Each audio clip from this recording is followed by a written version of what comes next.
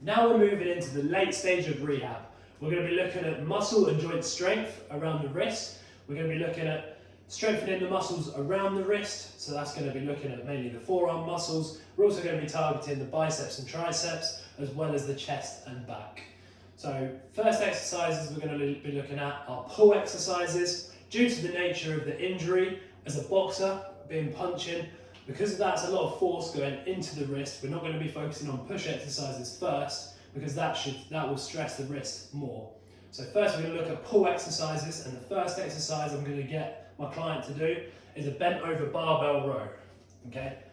So what I'm going to ask you to do is I'm going to ask you to have a pronated grip around about shoulder width apart. I want a slight bend in the knee. I want to keep your back nice and straight. Lean over the bar to around about 45 to 90 degrees, and then I just want you to pull back into your stomach and then release it. Just give me 3 reps, please.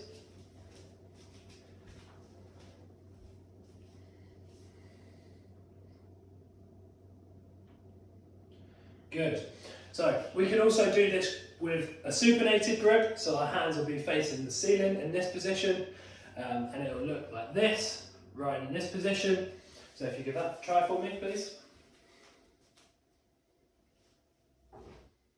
Good, have a slight bend. There we go. We can also progress this exercise to look at hammer curls as well. You can start to use dumbbells now. This will be the progression of this exercise, doing things unilaterally. So both sides will be working. You can do this as a hammer curl, pronated curl, or supinated curl. I'm going to get you to do a hammer curl, so your wrists will be facing forwards for me.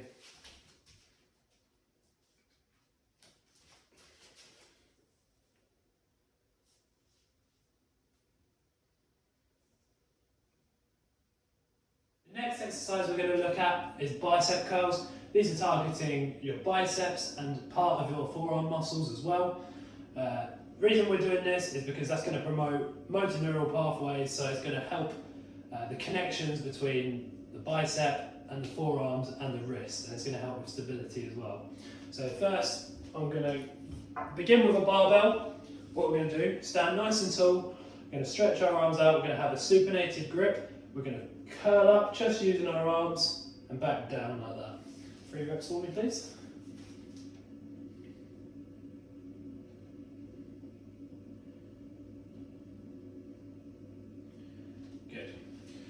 You can also do this exercise with pronated grips. This will be targeting more of the forearm muscles on the top of the arm. And to progress this even further, we can look to use dumbbells working unilaterally. So we can either use a supinated grip, we can use a pronated grip, or we can even use a hammer curl grip. So if you give a hammer curl grip for me, you go.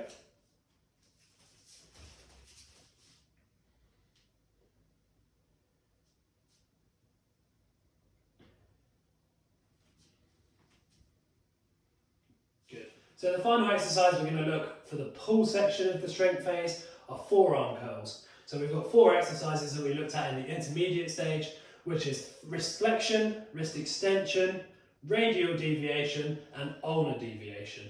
So what we're going to be doing is for wrist flexion, we're going to have our hands supinated like this. We're going to bring the weight up towards our body for wrist flexion. Then we're going to face our arm the other way in the prone direction and flex upwards again. That's the wrist extension. Then for radial deviation, we're going to have our thumbs facing upwards, flexing towards our body again. And then finally, on ulnar deviation, we're going to be flexing with our thumbs down, and we're going to be flexing upwards. Give one of them a try for me, please. So to progress this exercise, you can either use heavier weights, you could use a weight with a resistance band, and to regress it, you can just go back to using a TheraBand or a lighter resistance band. Now that we've looked at the pull exercises, we're going to be going into the push exercises. So the first exercise we've got for the push, to put the wrist under a bit of tension, is bench press. So if I can ask you to lie on the floor for me, just like this, and grab the barbell, just on top of you like this. We're going to come down all the way so our elbows are on the floor and then push back up, giving a nice contraction in the chest and the triceps.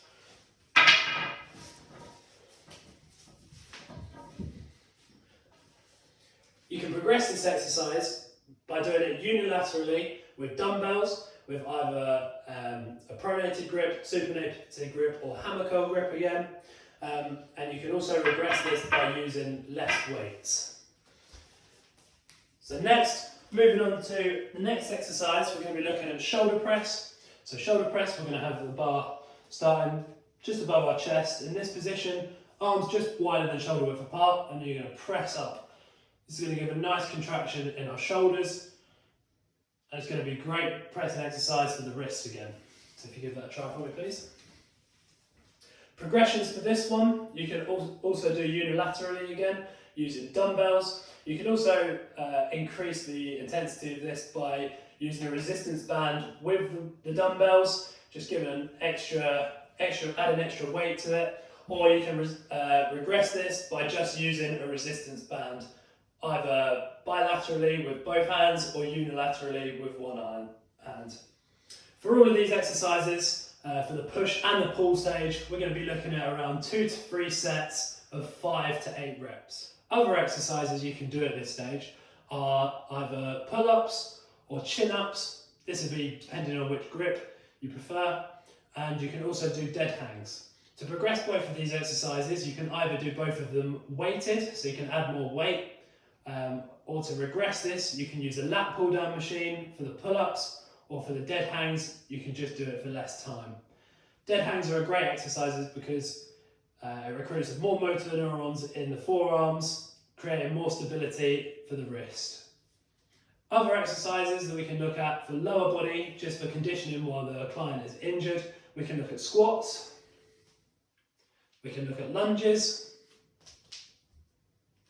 we can look at deadlifts, and we can look at calf raises. All of these exercises can still be done for 2 to 3 sets and 5 to 8 reps. Next, we're moving on to plyometrics. Plyometrics are going to be mainly for the upper body to help with the wrist. It's going to be looking to improve the power and strength within the wrist and helping with stability, as well as looking at the strength shortening cycle. The strength shortening cycle is going to help with the elasticity and the energy behind it. So the first exercise we're going to be going into is a supine med ball throw. So I'm going to get you to lie on the floor with the ball in your hands like this. I'm going to be standing above your head, and what I want you to do is press the ball up to me as quick as you can.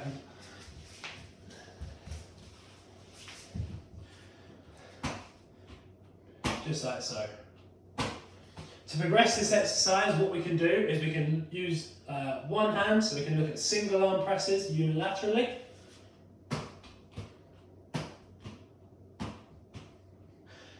And to regress this, you can either use a smaller ball, or you can use a lighter ball. Okay, so the next exercise we're looking at is another med ball exercise. We're going to be looking at the rotation value. So we're going to be standing up against the wall like this. We're going to bring the ball down and round, looking at rotation. I'm going to slam it into the wall and come back and catch it and bring it back round. Due to the weight of the medicine ball, doing this as quick as possible is a plyometric exercise. So give that a try for me, please.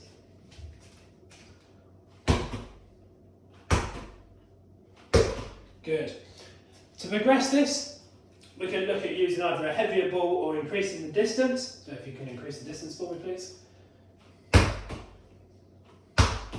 Good.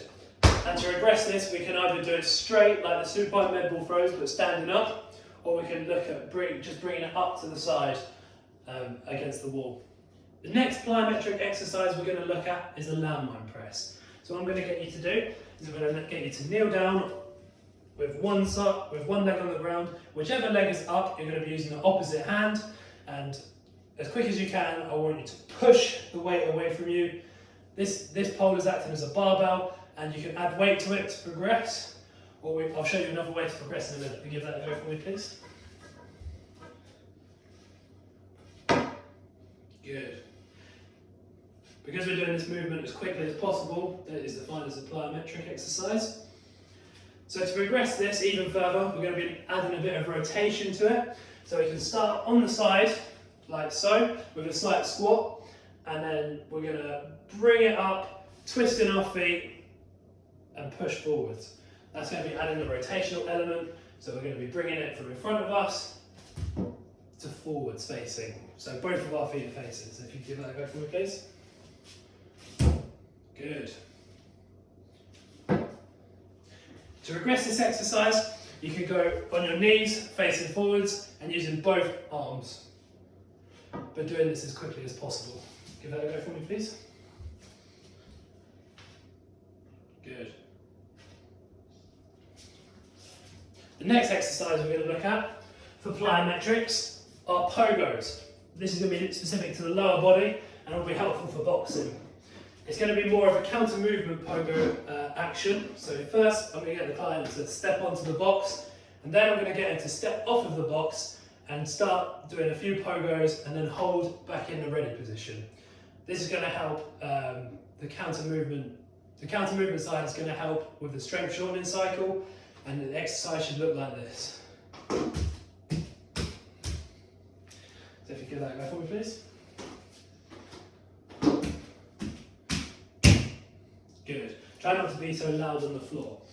So with the progression, what we can do with the progression is do the same thing but on single leg. So if you give that a go for me, please.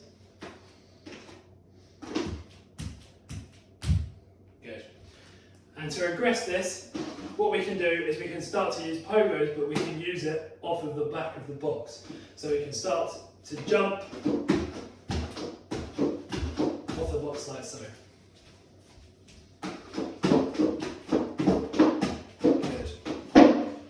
That is to try and get as much height as possible. The next plyometric exercise we're going to be looking at is a counter movement jump. This is going to be targeting the quads and the glutes. So what we're going to be doing, counter movement jump, we're going to step onto the box, and then I'm going to step off of the box and jump as high as I can and land in the ready position.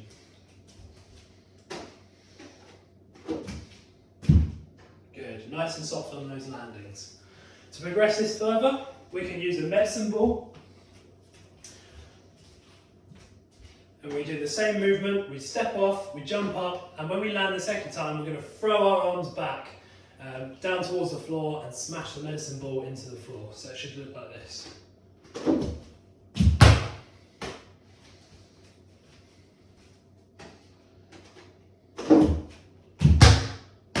Good. And to regress this, if this is too hard, what we can do is we can just look at stepping off and getting into the ready position.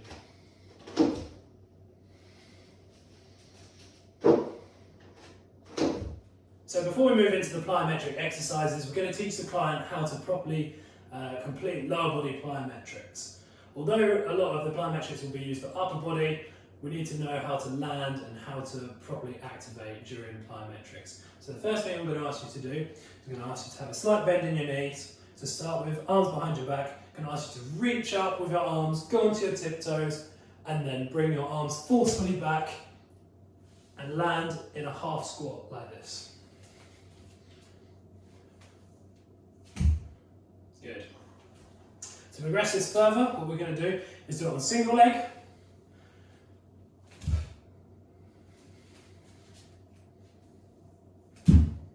Good.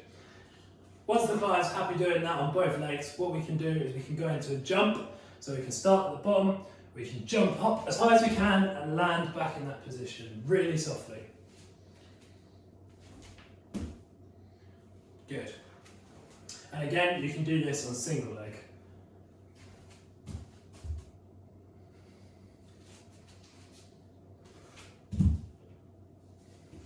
Once the client's mastered these, then we can look to move into some proper plyometric drills. For the plyometric exercises, we're going to be looking at around 2 to 3 sets of around 2 to 4 reps on each side. Next, we're moving on to stability exercises, mainly focusing on the wrist.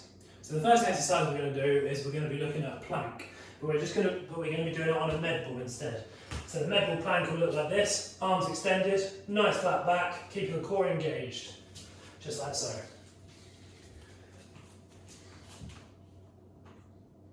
just like so. To progress this, we can use a yoga ball.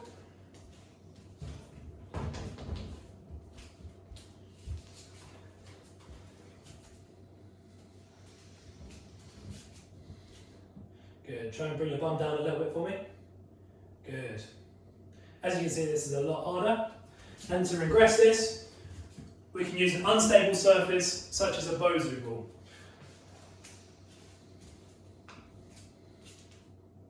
Next stability exercise we're going to be looking at is a farmer walk. So to do a farmer walk, we're going to be picking up either a kettlebell or a dumbbell in one hand. We're going to extend the other hand out and we're just going to walk very slowly, keeping our body nice and upright as we perform the exercise. So if you can give that a go for me, please.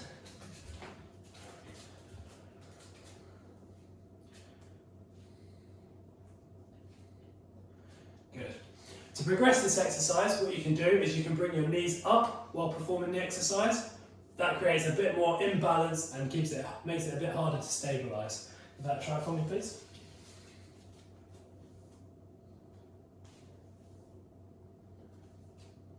Good. To regress this, if this is too hard, we can do this bilaterally, so we can have a heavier dumbbell in one hand and a lighter dumbbell in the other hand.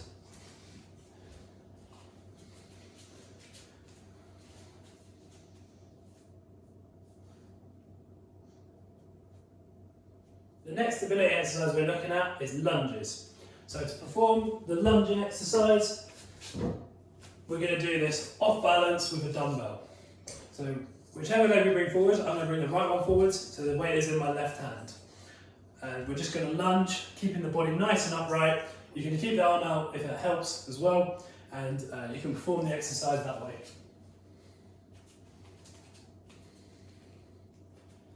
To progress this, what we can do is we can raise the weight above our head and keep our arm extended above the head. Keep that arm nice and straight for me, please. Good. To regress this, we can bring the weight back down by our sides and we can use a lighter weight in the other hand to do this bilaterally. Good. The aim of this exercise is to keep the body nice and in line. The next stability exercise we're going to look at is we're going to look at either a shoulder press or a bench press. I'm going to be showing you the shoulder press version. So what we've got here is we've got a barbell, and connected to it is a resistance band and a light dumbbell. If you have a heavier dumbbell, then you can start to put weight on the other side, but we're just going to be doing the normal shoulder press in action, just like so. We're going to try and do it as normal as possible. The resistance band with the dumbbell slightly off-centered is just going to make it a bit more unstable and mean that the wrist has to work harder along with the muscles around the forearm and the shoulder to help stabilise. For the stability exercises, you can complete these as part of your workout with some of the other strength exercises, or you can put them all together and form part of a circuit. You can look to do 2 to 3 sets of these, looking at around 3 to 8 reps on each side. For the plank, you can look to do this for around 30 seconds, or progress this or regress this as seen. Now we're going to move into some core exercises. The first 2 exercises we're going to look at are called anti-flexion core exercises. This is going to prevent the core from collapsing in on itself like so. So the first exercise is called a landmine rainbow. We're going to perform this exercise by being in a half squat position with our arms straight out in front of us and creating a rainbow shape, just like so.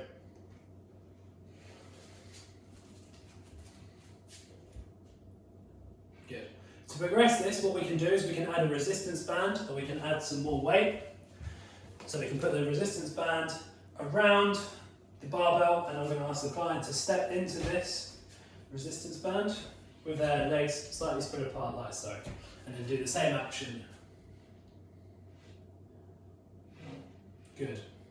To regress this, what we can do is we can reduce the weight, or we can do it on our knees. The next anti-flexion core exercise we have is again a landmine exercise. What we're going to be doing is this is just going to be a press, so you can use 2 hands and just press the weight in front of you. You need a bit more weight at the top of the barbell for this one, but this is how you perform the exercise. progress this exercise, what we can do is we can add a hold. So at the top range, you can just hold it for about 10 seconds. Good. And to regress this, what we can do is we can do this while standing up. The next core exercises we're going to look at is anti-extension core exercises. This is going to prevent the body from collapsing backwards like this. So the first exercise we're going to look at are dead bugs. To perform a dead bug, you're going to be lying on your back with your arms straight up and your knees like so at a 90-degree angle. To perform the exercise, you want to bring one opposite limbs back and touch the ground. So when my right hand goes back, my left leg goes out and touches the floor at the same time. This creates a nice cross-sling exercise for the core and works the core for the anti-extension movement. So give that a go for me, please.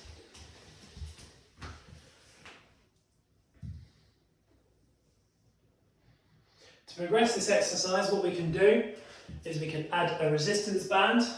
So if you just shuffle that way a bit. We can ask the client to hold on to a resistance band, which is either tied around the surface or hellbone of a person, and we can get them to just use the legs to create the movement. To regress this, what we can do is the normal dead bugs, but we can just do one limb at a time.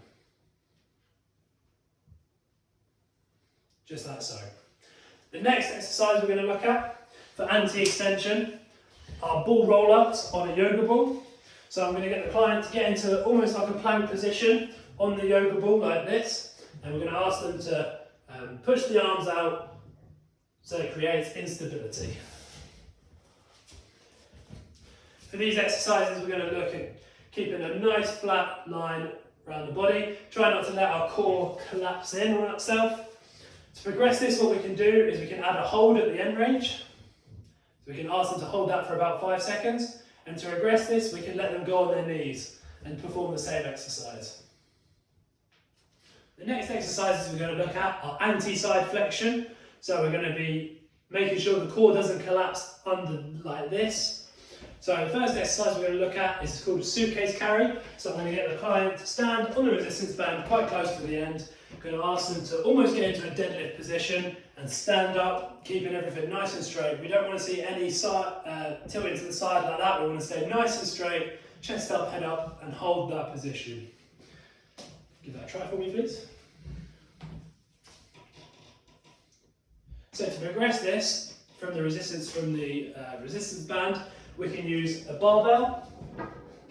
Usually the barbell will be placed on a barbell rack about here, about this height, and when you do the same exercise, stand up, and obviously there'd be a lot more weight on the barbell, and that would be the progression of this exercise.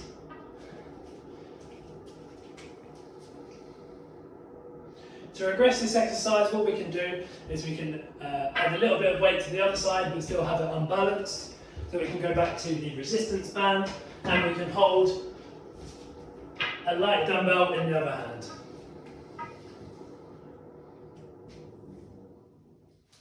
Good. The next exercise we're going to look at is the side plank. So to perform the side plank, what we're going to do is we're going to have an extended arm, and we're going to keep everything in line with our body. And we're going to try not to go into this position. We're going to keep our hips forwards and hold that position.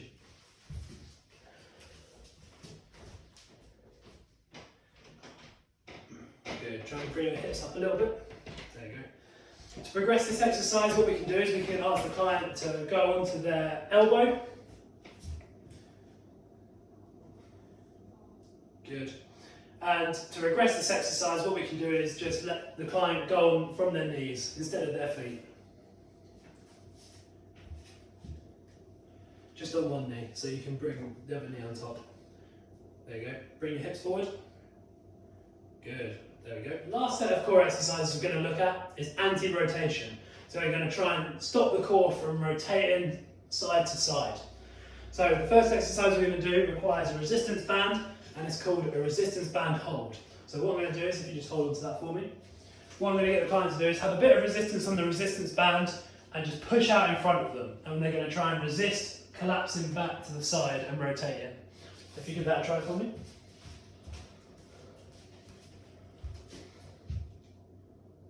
Good. To progress this, what we can do is ask them to stand up, and they can do some lateral walks. So they can keep that same position, but control a walk laterally away from us. Just like so. And to regress this exercise, what we can do is we can bring it back to our chest. So instead of having it out like this, you can just bring it back in and back out. So go back on your knees, please.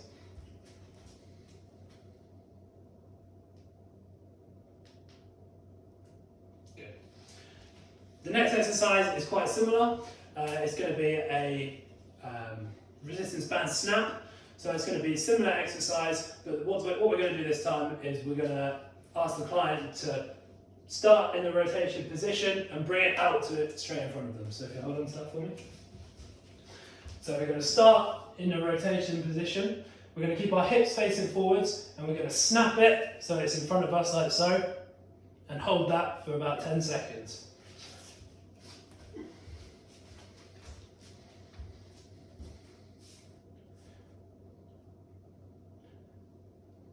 So that movement will act as one rep. To progress this exercise, what you can do is you can tie 2 resistance bands together and put a weight in the middle. So that way when it snaps, that will create more instability and it'll be harder for the core to control the movement. And to regress this exercise, what you can do is you can just have less resistance on the resistance. Core exercises can be included within the strength sets or can be included altogether through a circuit.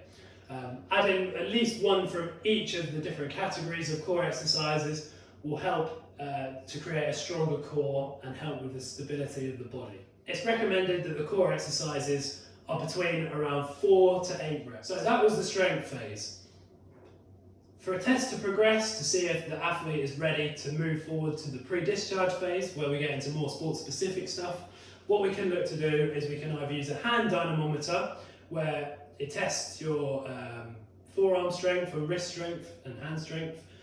So basically how you perform that is you hold a hand dynamometer and you squeeze as you bring it down towards you, and it gives you a score on the force that you produce. By doing this on the injured side and the uninjured side, we'll give you a rough estimate of how equal they are. What you're looking for is in and around very similar values to each other before you can move on. Another test to progress is looking at range of motion. So you can use a gyniometer to look at the range of how much your wrist can go into flexion and extension, as well as radial deviation and ulnar deviation.